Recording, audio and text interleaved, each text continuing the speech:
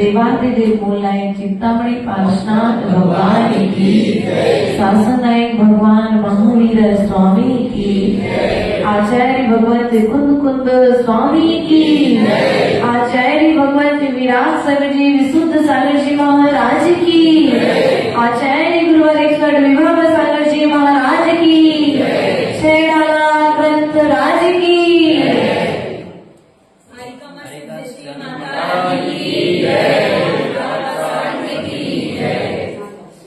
प्रिय आत्मा, हम सभी ने कल प्रथम ध्यान के माध्यम से छेड़ाला ग्रंथराज के लिए समझने का पुरुषार्थ किया था।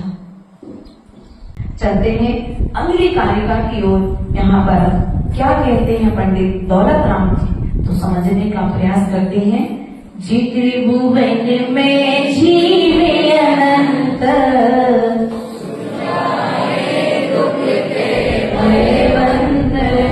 ताते दुख हारी चुटकार, करे सीख गुरु करुणाधार। यहाँ पर क्या कहते हैं? जे त्रिभुवन में जीव अनंत। क्या इस संसार में अनंत जीव हैं? कितने जीव हैं? अनंत। अर्थात जिसका व्यय तो हो लेकिन फिर भी उस राशि का अंत ना हो। अर्थात वह निकालते निकालते जाए उसमें से जीव, लेकिन फिर भी उस राशि का समापन ना होने का नाम ही अनंत है। ऐसे अनंत जीव इस संसार में हैं और सभी जीव क्या चाहते हैं? तो क्या चाहते हो? सुख चाहते हैं, दुख से भयभीत होते हैं। ताते दुख हारी सुखकार, इसलिए ताते अर्थात इसलिए दुख को हरने वाली और सुख को देने वाली, सुख को करने वाली, कहे सीख गुरु करुणा धार। आपके माता पिता आपको सीख देते ना कि बेटा देखो स्कूल पढ़ने जा रहे हो, अच्छे से पढ़ाई करना, किसी बच्चे से झगड़ा मत करना, चोरी मत करना, टीचर को अपने शिक्षक को जवाब मत देना, अपने दोस्तों से अच्छी मैत्री बना करके रखना। उसी प्रकार से जिस प्रकार से आप अपने बच्चे को लौकिक व्यवहार सिखाते हो, उसी प्रकार से यहाँ पर पंडित दौलत राम जी यहाँ पर अपने लिए क्या सिखा रहे हैं? करुणा रख करके, क्योंकि जब तक हृदय में करुणा नहीं होगी तब तक तुम्हारे हित की भावना हमारे मन में नहीं होगी। क्या तुम्हारे मन में शैलेश भैया तुम्हारे बच्चों के प्रति करुणा है ना, बच्चे के प्रति करुणा है ना। जब तो आप दिन रात मेहनत करके उसके हित में लगे हो, यदि करुणा नहीं होती तो तुम जानो भैया हम तो बढ़िया आराम से एक बंगला हमने अपना बन गया, हम रह लेंगे। जब तुम बड़े हो जाओ अपनी कमाई करना, अपना मकान बना और अपने, ऐसा करते हो क्या? बोलो तो, थोड़ा जोर से बोल दिया करो। नहीं बोल करते ना, क्यों? क्योंकि तुम्हें अभी अपने कर्तव्यों का बोध है। उसी प्रकार से आचार्य भगवंत कुंद स्वामी के हृदय में जब करुणा हुई तो उन्होंने समय सार, नियम सार, अष्टपावड़ आदि ग्रंथों के माध्यम से जो मार्ग दिखाया है, उसी मार्ग को पंडित दौलत राम जी ने सरल भाषा में करके हम सभी को बताने का पुरुषार्थ किया है। लेकिन यह पुरुषार्थ जब तुम्हारा जन्म नहीं हुआ था, भैया शैलेश, भैया श्रेया, अखिलेश भैया, जब आपका जन्म नहीं हुआ था तब पंडित दौलत राम जी तुम्हारे हित की बात लेकर के चल रहे और हमें पढ़ने की फुर्सत नहीं। एक उम्र का लगभग 20 साल, 25 साल, 30 साल, किसी ने 60 साल और किसी ने 80 साल निकाल दिए, लेकिन 6 ढाला को पढ़ने का पुरुषार्थ। देखो भैया, बड़े भैया बैठे हैं ना, बड़े भैया, आपके पिताजी ने आपके नाम पर बहुत सारी जमीन करी थी, है ना। और जब आपके नाम पर बहुत सारी जमीन की और आपको दस्तावेज दे भी दिए कि बेटा ये संभाल करके रखना, और समय आने पर उनका देहवास हो गया। अब तुम क्या करोगे? पिताजी के जाने के बाद उन दस्तावेजों को खोल के देखोगे एक बार कि नहीं देखोगे? भैया कौन के नाम पे कितनी जमीन है, कहाँ कहाँ पर अपनी जमीन है, कहाँ कहाँ पर अपना अपन कार्य कर सकते हैं कि नहीं देखोगे खोल के? हैं बड़े भैया, छोटे भैया, ओ बड़े भैया के छोटे भैया, छोटे नहीं बड़े, ये बड़े वाले मंजिले हैं। अब देख लेते हैं। देखो आजकल के पहले देख लेते हैं, लेकिन ध्यान रखना अपन को। सुनो, इधर ध्यान दो, सुनो सुनो, इधर ध्यान देना अपन को। मूल बात को समझने का प्रयास करना है। कहने का तात्पर्य है कि जिस पिता ने आपके नाम पर संपत्ति की है, उस रजिस्ट्री को तो तुम खोल रहे हो, देख रहे हो, और उस कार्य क्षेत्र में उस स्थान पर जाकर के कार्य कर रहे हो। लेकिन ये जो हमारे नाम पर करके गए हैं संपत्ति है, ये ग्रंथ क्या है? हमारे पूर्वाचार्यों की संपत्ति है, उनके परिणामों की संपत्ति है, उनके भावों की संपत्ति है, जिसे पढ़कर के हम निरंतर कर्म निर्णय कर सकते हैं। जो पिता ने संपत्ति दी है, उस संपत्ति को देने में से तो फिर भी थोड़ा बहुत भेदभाव हो सकता है कि बड़े को ज्यादा दे दी, छोटे को थोड़ी कम दे दी, मंझले को थोड़ी ज्यादा दे दी, आदि आदि भेदभाव हो सकता है। लेकिन पंडित दौलत राम जी, या हमारे तीर्थंकर भगवान कहना चाहिए, या लिखने वाले हमारे आचार्य भगवान कुंद स्वामी कहना चाहिए कि उन्होंने देते समय किसी एक व्यक्ति के लिए नहीं दिया, उन्होंने तो लिख दिया कि जो इसे पढ़े वो पढ़ करके अपना कल्याण। लेकिन हमें इस रजिस्ट्री को देखने का, पढ़ने के फुर्सत। इस रजिस्ट्री को जब खोलोगे तो तुम्हें पता पड़ेगा कि तुम तो यहाँ पर एक टुकड़े के लिए झगड़ा कर रहे हो, 6 फुट, 50 फुट, 500 फुट जगह के लिए लड़ रहे हो। आचार्य भगवंत कुंद स्वामी कहते हैं कि रे जीव, तेरे नाम पर ये तो एक टुकड़ा इस पर्याय में मिल सकता है, तेरे नाम पर तो पूरा 45 लाख योजन प्रमाण सिद्ध है तेरे लिए। किसके लिए है? हमारे लिए रहने का स्थान क्या है? ये तो मात्र इस पर्याय का घर है। इस पर्याय में रहने के लिए तो मिला है, ये मंदिर बना है, लेकिन तुम्हारी शाश्वत भूमि, तुम्हारा सही ठिकाना तो सिद्धालय है। हमारा स्थायी पता, स्थायी मकान तो सिद्धालय है, जहाँ एक बार जाना है फिर कभी भी आना नहीं है। हम सिद्धालय जाने के लिए यहाँ पर एक 6 डाला लेकर के बैठे हैं, अपनी आत्मा से मिलने के लिए यहाँ पर बैठे हैं, क्योंकि जब तक आत्मा से नहीं मिलेंगे, रिश्तेदारों से खूब मिले हैं, परिवार से बहुत मिले हैं, पुत्रों से बहुत मिले हैं, इष्ट मित्रों से बहुत मिले हैं, लेकिन आज तक हम किससे नहीं मिले हैं? तो अपनी आत्मा से नहीं मिले हैं। हमने अब कभी भी अपनी आत्मा को अपना मान ही नहीं है। और तो और लोगों की स्थिति क्या है कि आत्मा को और शरीर को एक मान करके रखा है। क्या? आत्मा को और शरीर को एक मान करके रखा है। जब एक मेघ मान करके रखा है तो पंखा भी चाहिए, कूलर भी चाहिए, एसी भी चाहिए, अच्छा पहनने ओढ़ने खाने के लिए भी चाहिए, है ना।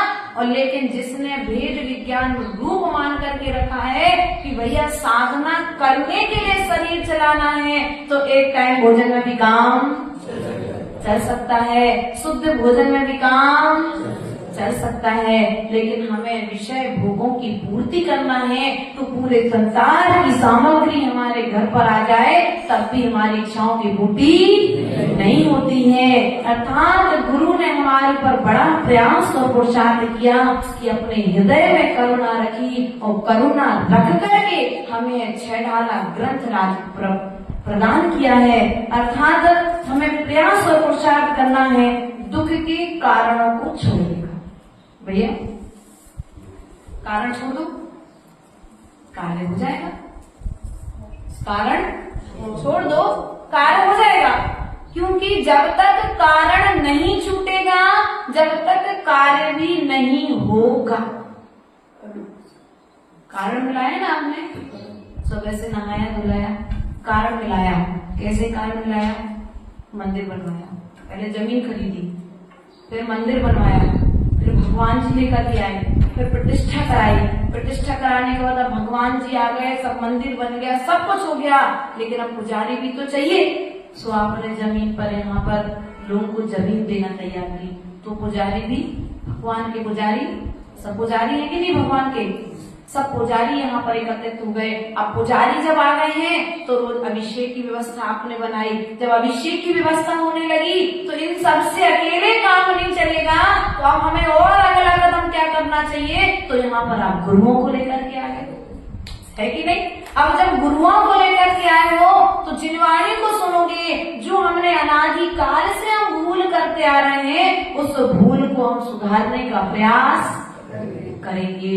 सुख चाहिए है, आज जाना घर पर और देखना ऐसे कितने साधन तुम्हारे घर पर हैं जो तुम्हें मोक्ष दिला सकते हैं। अब देखो आप लोग कितने अच्छे हो कि एक बार में यही सुन के निर्णय कर दिया, देखने भी नहीं गए। इतना विश्वास है अपनी जोड़ी संपत्ति पर कि तिनका तिनका करके जिसको तुमने जोड़ा है, खून पसीना बहा करके जिसको जोड़ा है, और एक पल में कह दिया वो मोक्ष की सामग्री। अब मोक्ष की सामग्री नहीं है, संसार की सामग्री है। तो यदि सामग्री नहीं छोड़ सकते तो कम से कम उस सामग्री से मोह करना छोड़ दो। क्या छोड़ दो? मोह करना छोड़ दो। क्योंकि भरत चक्रवर्ती जब राज्य में रहता था, राज्य करता था, तो वह राज्य करता हुआ भी किसी भी सामग्री से मोह नहीं करता था। भरत चक्रवर्ती का एक उदाहरण आता है आदि पुराण में कि जब चक्रवर्ती भोजन करने बैठता था ना, तो कसाय नहीं करता था, है ना। क्यों नहीं करता था कसाय?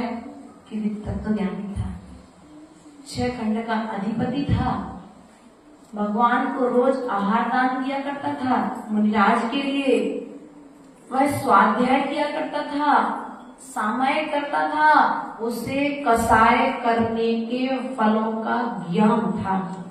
किसका ज्ञान था? उसे कसाय के फल का ज्ञान था। यदि मैं कसाय करूंगा तो कसाय का फल नरक निगोद त्रयंच गति है, अर्थात कुगतियों में परिभ्रमण करना पड़ेगा। चक्रवर्ती जब उसे उसकी रानियां भोजन परोसती थी भैया, और भोजन परोसते यदि कभी भोजन के समय में गर्म खीर आ गई तो चक्रवर्ती उतने समय नमोकार मंत्र का जाप कर लेता था। और हम क्या करेंगे उतने समय? एक दूसरे पर, जब तुम्हें पता था कि हमारा टाइम हो रहा है जाने का ऑफिस के लिए, तुमने गरम गरम सब्जी परोस दी, तुम्हें भोजन बनाने नहीं आता, बिना नमक का भोजन परोस दिया ना। ऐसे तुम लोग को सुनने पड़ते होंगे कभी कभी तुम लोग को भी सुनना पड़ता है कि ये लोग कोई काम, जब तुम्हें पता है कि हमें ऑफिस जाना है तो तुमने टाइम से डीजल क्यों नहीं डलवाया, पेट्रोल क्यों नहीं करवाया गाड़ी में, हमने कल बोल दिया था गाड़ी खराब हो गई है, आदि व्यवस्थाएं आप लोग आपस में। तो चक्रवर्ती ये सब कुछ काम नहीं करता था। वह प्रेम व्यवहार से हित मित और प्रिय, हित मित और प्रिय वचन बोलता था कि उसके वचनों से संगी पंच इंद्री तो ठीक है, किसी एक इंद्री जीव के लिए भी ठेस ना पहुंच जाए। सुख चाहते हो ना, बोलो तो चाहते तो हो, लेकिन सुख के कार्य नहीं करते हो। जिन वचनों से हमारे परिवार में भेद हो जाए उन वचनों को हम नहीं बोलेंगे। भैया इतना तो कर सकते ना। जिन वचनों से हमारे परिवार में झगड़ा हो जाए उन वचनों को हम नहीं बोलेंगे, क्योंकि अगर उन वचनों का त्याग कर दोगे तो सब तुम्हें चाहने लगेंगे, सब तुमसे प्रेम करने लगेंगे। लेकिन हमारी स्थिति क्या है, हम जो कह रहे हैं वही होना चाहिए, नहीं, ऐसा नहीं है। तीर्थंकर भगवान ने जब अपनी नहीं चलाई, तीर्थंकर प्रकृति का बंध करने के बाद राज्य का संचालन किया, वे भी अपनी प्रजा को लेकर के चलते थे। तो देखो यहीं पर भरत चक्रवर्ती भोजन करते समय समता रखता था, तो क्या अन्य क्षेत्रों में समता नहीं रखता होगा? रखता था। अर्थात भोजन करते समय आप जितनी सावधानी रखेंगे उतने आपकी कर्म की निर्जरा होगी, और जितनी सावधानी भोजन करते समय रखेंगे वैसी ही सावधानी आपकी दिन भर बनी रहेगी। क्योंकि भोजन करते समय हम जैसा विचार करते हैं, भोजन के साथ साथ वे विचार हमारे भीतर में चले जाते हैं, और वे विचार जब जाते हैं तो वे विचार कभी न कहीं बाहर आकर के द्रोह रूप में प्रस्तुत हो जाया करते हैं। इसलिए आज के लिए हमारा इतना ही है कि जो पंडित दौलत राम जी हुए हैं, उन्होंने अपने हृदय में करुणा रख के उन्होंने कहा है, गुरु अर्थात परम गुरु अरहंत देव के लिए उन्होंने कहा है कि गुरु ने अपने हृदय में करुणा करके हमारे लिए यहाँ पर सुख का उपाय देने का प्रयास किया है। तो आज हम घर पर जाकर के देखेंगे कि हमारे पास सुख की सामग्री कौन कौन सी है, और जो सुख की सामग्री नहीं है उसे त्याग करने का प्रयास करेंगे, और जो सुख की सामग्री नहीं है उसे छोड़ने का प्रयास करेंगे। जो हमें दुख देने वाली है, हमें राग द्वेष कराने वाली है, ऐसी बातों का हम त्याग करेंगे। क्योंकि भोजन का अभक्ष्य और भक्ष्य हम हमेशा सुनते आए हैं, लेकिन विचारों में भी भक्ष्य भक्ष्य का ज्ञान होना अनिवार्य है। कौन से विचार अंदर लेकर के जाना है और कौन से विचारों को बाहर करना है। घर में आप उसी सामग्री को लेकर के जाते हो जो सामग्री तुम्हारे लिए उपयोगी होती है। जो सामग्री तुम्हारे घर के लिए उपयोगी नहीं है, आप उसे बाहर से गेट आउट बाहर कर देते। यदि कोई बच्चा धोखे से लेकर के भी आ जाए तो उस बच्चे के सामने उस वस्तु को बाहर फेंक देते हो। उसी प्रकार से इस मन में यदि कसाय को करने वाले, पापों को करने वाले, विकथाओं को करने वाले विचार उत्पन्न होते हैं, तो उन विचारों से स्पष्ट कह दीजिए गेट आउट। आपको हमारे यहाँ पर जगह नहीं है। सुविचार यदि तुम्हारे यहाँ अंदर में आते हैं तो आप उनका सम्मान करिए, उन विचारों की जुगाली करिए। जुगाली समझ गए? जुगाली गाय का एक उदाहरण आता है जुगाली के लिए, कि गाय एक बुंदेलखंड में जुगाली भी बोलते हैं, रोधन क्रिया भी बोलते हैं, और अगर साहित्यिक भाषा में कहें तो चिंतन। अर्थात जैसे गाय दिन भर भोजन करती है लेकिन रात को उस गले में रख लेती है भूसा आदि के लिए, और फिर रात को उसे विशेष रूप से चबाती रहती है, रोधन क्रिया करती है, जुगाली करती रहती है, उसको सुबह जाकर के फिर हमें दूध प्रदान करती है। उसी प्रकार से हमने जो दिन में पढ़ा है अभी सुबह पढ़ दिया, अब उसका दिन भर चिंतन करेंगे और चिंतन करने के पश्चात में फिर हम उसका चिंतन करके आचरण करने का प्रयास करेंगे। इसलिए आज हम सुख को हरण करने वाली और दुख को हरण करने वाली और सुख को देने वाली शिक्षा को हम आगे ग्रहण करते रहेंगे। इन्हीं भावनाओं के साथ बोले परम पूज्य आचार्य गुरुवरेश्वर विभू सागर जी महाराज जी की अच्छा